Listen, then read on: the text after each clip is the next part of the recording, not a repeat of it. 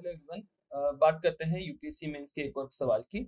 यहाँ पर पूछा गया है what are the consequences of spreading of dead zones on marine ecosystems. ठीक है, तो यहाँ पर एक कंसेप्ट होगी मराइन डेड जोन, उसको लेके थोड़ी सी बात करनी होगी और उसके बाद में उसका जो कंसीक्वेंस है, इम्पैक्ट है मराइन इकोसिस्टम पर, वो पूछा गया है।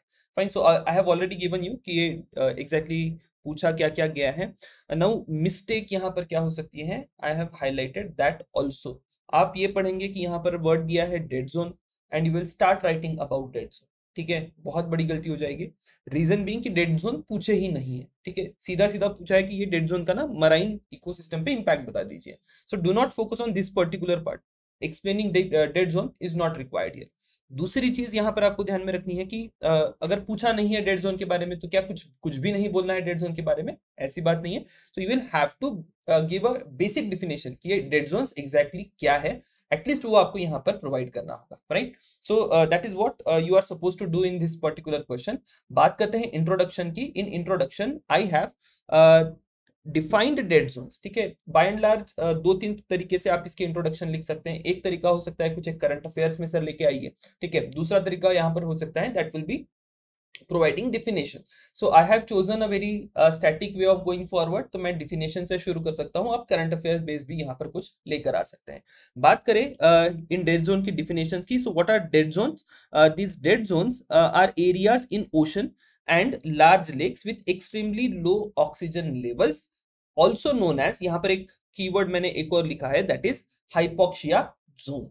These are incapable of supporting most marine life causing significant disruption to marine ecosystem। तो एक बहुत lucid simple language में मैंने डेड जोन क्या होते हैं वो यहाँ पर डिफाइन कर दिया। दूसरी चीज मैंने यहाँ पर करी है that is map. I am showing on a map कि वर्ल्ड वाइड ओशंस में कहाँ कहाँ डेड जोन्स स्प्रेड है। तो यू कैन वेरी वेल सी कि मोस्ट ऑफ द ये डेड जोन जो है कोस्टल एरियाज में स्प्रेड है। तो उसकी जो फॉर्मेशन की प्रोसेस है उसमें ह्यूमंस का बहुत बड़ा रोल है, तो उसको लेके फिर आप इसका डिस्ट्रीब्यूशन भी देख सकते हैं। तो that we will do that in some other question. बात करें मेन बॉडी पार्ट में क्या क्या लिखना है, तो पूछा ही गया है डायरेक्टली कि मराइन इकोसिस्टम पे एग्जैक्टली इसका इंपैक्ट क्या होगा, तो directly I will be going forward with the impact.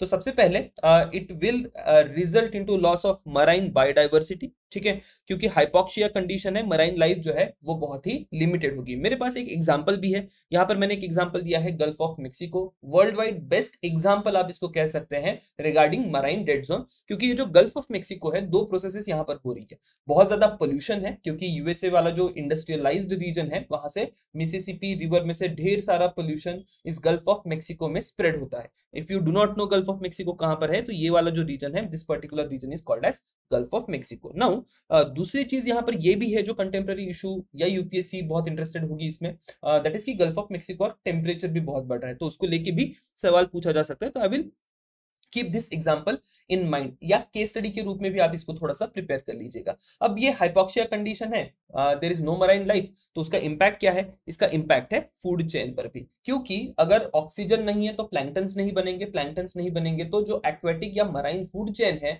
वो मराइन फूड चेन यहाँ पर इस्टेब्लिश नहीं होगी। That is something I have explained in this next part.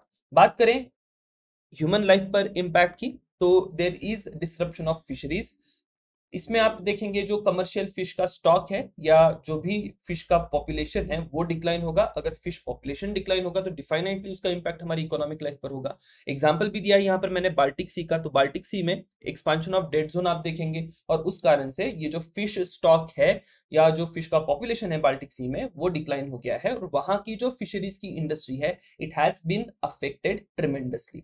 उसके बाद कोस्टल कम्युनिटीज जो है जो इन फिशरीज के एरियाज में या इकोनॉमिक में डिपेंड करती है, तो उनके भी बड़े पैमाने पर आपको यहाँ पर लॉसेस दिखाई देंगे। So that is something we have to face as well.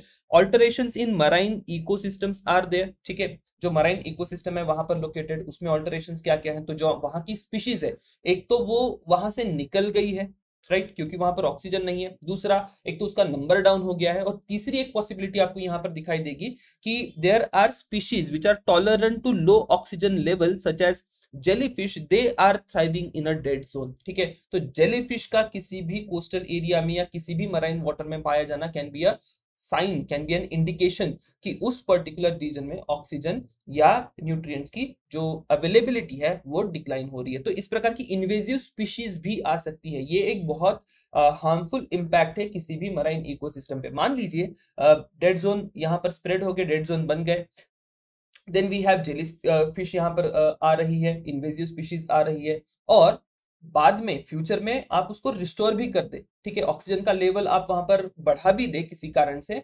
Even then these invasive species are not going to vacate the place, वो यहाँ से वापस नहीं जाएगी। तो आपकी मराइन बायोडाइवर्सिटी जो है या मराइन लाइफ जो है that is not going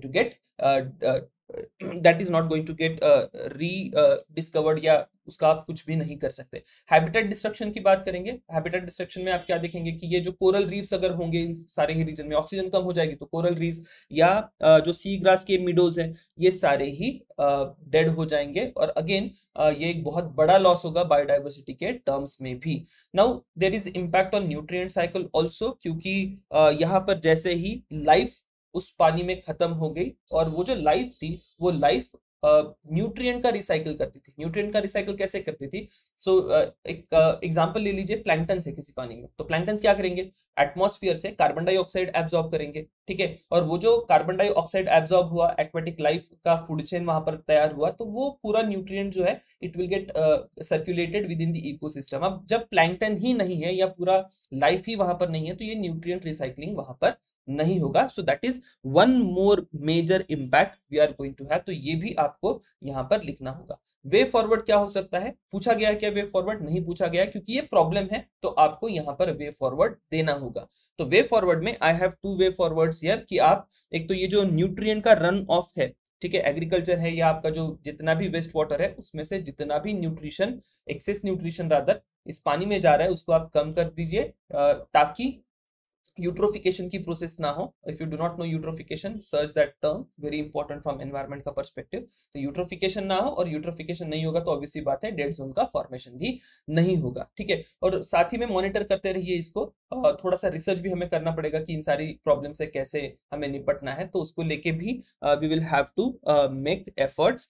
conclusion की बात करें तो अब ये जो पूरा ही हमने डिस्कशन किया उसको मैं थोड़ा सा समराइज कर रहा हूँ, उसके इंपैक्ट की बात कर रहा हूँ, and that is why how I am providing conclusion. अब इसी क्वेश्चन से मैं कुछ एक क्यू और लूंगा। मेरे क्यूज क्या है, पॉसिबल नेक्स्ट क्वेश्चन क्या हो सकता है? तो यहाँ पर मैंने बात करी कि how does agricultural runoff contribute to the formation of dead zone. GS paper 3 में इस क्वेश्चन को पूछे जाने की ज्यादा पॉसिबिलिटी है। And what policies can be implemented to mitigate the spread of dead zone. तो पिछले कुछ दिनों में हमने ये देखा UPSC is being specific, more and more specific, तो हो सकता है कि एक बहुत ज्यादा स्पेसिफिक क्वेश्चन डेड जोन के स्प्रेड के मिटिगेशन को लेके भी पूछा जा सकता है। तो दिस इज जस्ट कि क्या पूछा जा सकता है, आई एम नॉट सेइंग कि यही पूछा जाएगा, but be prepared on these lines as well. We will see you in next question.